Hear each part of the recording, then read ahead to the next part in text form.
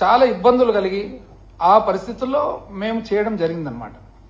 అయితే ఈరోజు budget speech చూసిన తర్వాత మరి ఆ స్పీచ్లో సూపర్ 6 ఎక్కడుంది సూపర్ 6 అని ఫస్ట్ పోయినసారి బడ్జెట్కి పోదాం. ఎందుకంటే ఈ బడ్జెట్ కంటే ముందర పోయినసారి మొత్తం 63 పేరాలు ఉండగా దాంట్లో ఒక 2 పేరాలు 13 అండ్ 16లో మాత్రం ఊరికి 13 ఒక చోట 29 ఒక చోట ఒక్క 1 లైన్ పంపించారు. ఏమని 13వ పేజీలో సూపర్ 6 హామీలలో భాగంగా మా ప్రభుత్వం అన్నదాత సుఖీభవ ప్రధానమంత్రి కిసాన్ పథకం ద్వారా అర్హులైన రైతులకు పెట్టుబడి సాయం ప్రకటించింది. పోయిన సంవత్సరం వచ్చిందండి ఎవరికన్నా ఈ రాష్ట్రంలో ఒక్కరికన్నా? నెక్స్ట్ 29వ పేరా 17వ పేజీ ప్రభుత్వం మరియు ప్రైవేటు పాఠశాలలో 1వ తరగతి నుంచి 12వ తరగతి వరకు చదివే పిల్లల తల్లులకు తల్లికి వందనం పథకం ద్వారా ఆర్థిక సహాయం అందిస్తూ మా ప్రభుత్వం సూపర్ 6 హామీని నెరవేరుస్తుంది. ఇది రెండు అసలు ఈ రెండే సూపర్ 6లో రెండే పోయినసారి చెప్పినది బడ్జెట్ స్పీచ్. ఎందుకంటే ఇప్పుడు వాస్తవానికి ఎప్పుడు కూడా మేనిఫెస్టో అనేది ఒక సీక్రెట్ డాక్యుమెంట్ మేము భావించేది అంతే. జగన్మోహన్ రెడ్డి గారు ఎప్పుడు చెప్తారు అదొక భగవద్గీతతో సమానమని, బైబిల్తో సమానమని, ఖురాన్తో సమానమని. అది బడ్జెట్ మనం మేనిఫెస్టోని ఏ రూపంలో పెడతాం, అమలుకు బడ్జెట్ రూపంలో పెడతాం. రాసినది కూడా రాకుంటే ఇది ఇచ్చిపెట్టి ఇక్కడ చూడండి అగ్రికల్చర్ బడ్జెట్ చూస్తే అగ్రికల్చర్ బడ్జెట్లో ఏమని చెప్తారు? పోయిన సంవత్సరము 4,500 కోట్లు అన్నదాత సుఖీభవకు ఇచ్చినామని చెప్పి పేజ్ నంబరు 3 4,500 కోట్లని రాసినారు. 4,500 కోట్లు ఎక్కడుంది అని పోయిన సంవత్సరం అంటే బడ్జెట్ డాక్యుమెంట్ లో పెట్టిన తర్వాత కూడా పేజ్ నంబర్ 14 బడ్జెట్ స్పీచ్ లో పోయిన సంవత్సరం మంత్రి జరుపుతారనమాట. అగ్రికల్చర్ మన వ్యవసాయ శాఖ మంత్రి గారు సంకీర్ణ ప్రభుత్వం సూపర్ 6 కార్యక్రమం కింద రైతులకు అన్నదాత సుఖీభవ పీఎం కిసాన్ పథకంలో సంవత్సరానికి 20,000 చొప్పున ఆర్థిక సాయం ప్రకటించింది. పీఎం కిసాన్ కింద కేంద్ర ప్రభుత్వం అందించే 6,000 ప్రయోజనంతో కలిపి. నిజం చెప్పాలంటే కలిపి ఉండకూడదు. ఎందుకంటే ఎప్పుడైతే మా ప్రభుత్వంలో పీఎం కిసాన్ తో కలిపి రైతు భరోసా వైఎస్ఆర్ రైతు భరోసా చెప్పినారో చంద్రబాబు నాయుడు గారు ఆ రోజు విమర్శించినారు.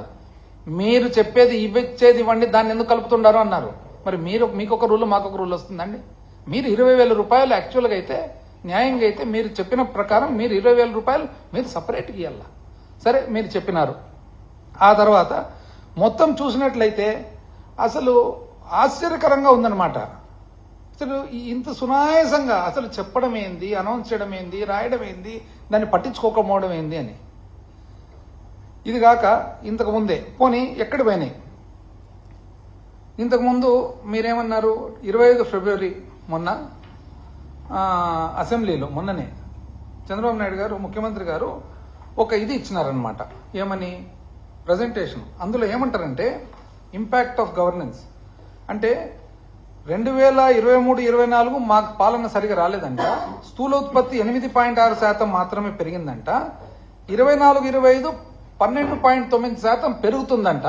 కాబట్టి తద్వారా 62,000 కోట్ల స్థూల ఉత్పత్తి రాష్ట్రానికి. ఏమన్నానండి ఇది ఏంది అసలు అంటే ఈ సంవత్సరమే అయిపోలే. మామూలుగా మీకు ఎప్పుడైనా కానీ స్థూల ఉత్పత్తి అనేది ఎప్పుడు కూడా ఈ సంవత్సరం లెక్కేస్తే 3 సంవత్సరాల తర్వాత ఫైనలైజ్ అవుతుంది. ఫస్ట్ అడ్వాన్స్ ఎస్టిమేట్స్, ఆ తర్వాత ఫస్ట్ రివైజ్ ఎస్టిమేట్స్, ఆ తర్వాత సెకండ్ రివైజ్ ఎస్టిమేట్స్, ఆ తర్వాత టీఆర్ఈ. ఎట్లండి ఇది అంటే 62,000 కోట్లు పెరిగిందంట. పోనీ పెరిగింది కదా, ఇంకా పెరిగినప్పుడు ఇచ్చేయచ్చు కదా అంటే మీరే చెప్తున్నారు కదా. ఎందుకంటే సంపద సృష్టించినారు, ఫస్ట్ ఇయర్లోనే సృష్టించినారు. పైగా మీది డబుల్ ఇంజిన్ సర్కారు, మాదన్న సింగిల్ ఇంజిన్, మీది డబుల్ ఇంజిన్ సర్కారు.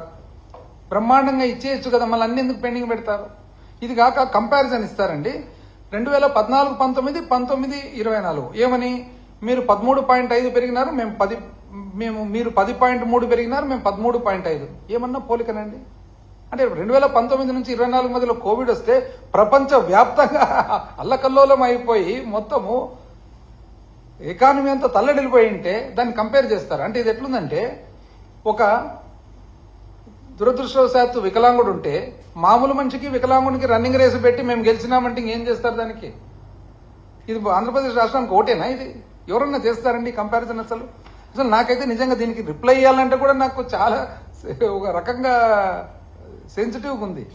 అదేవిధంగా అన్ని సినారియోస్ అంటే 13.5% పెరిగితే ఇన్ని డాలర్లే, మళ్ళా రూపాయలు కూడా కాదు, ఇన్ని డాలర్లలో మీకు ఆదాయం వస్తుంది.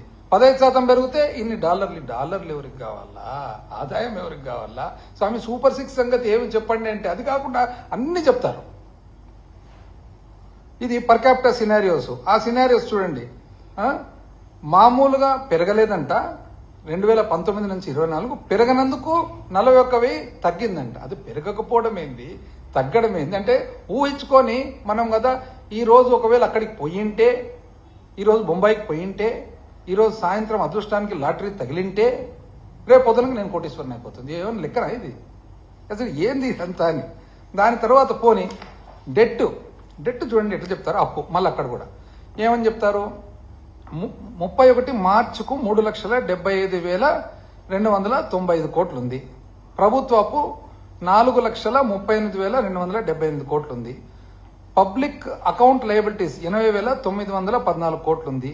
కార్పొరేషన్ అప్పులు అంటే మన వివిధ డిస్కాములు, విద్యుత్ సంస్థలు, సివిల్ సప్లైస్ కార్పొరేషన్ అవన్నీ కలిసి 2,48,677 కోట్లు. సివిల్ సప్లైస్ 36,000 కోట్లు.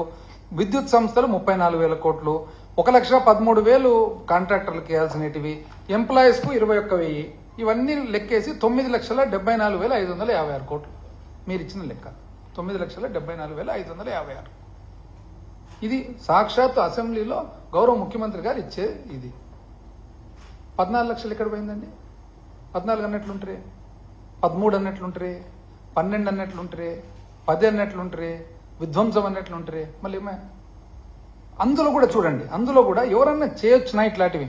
ఇప్పుడు వాస్తవానికి 4,38,278 కోట్లు అప్పు. మీరే చెప్తుంటారు కదా అప్పని, మీ ప్రకారమే పోదాం, ఎందుకంటే బుక్కులలో కూడా అంతే రాసినారు.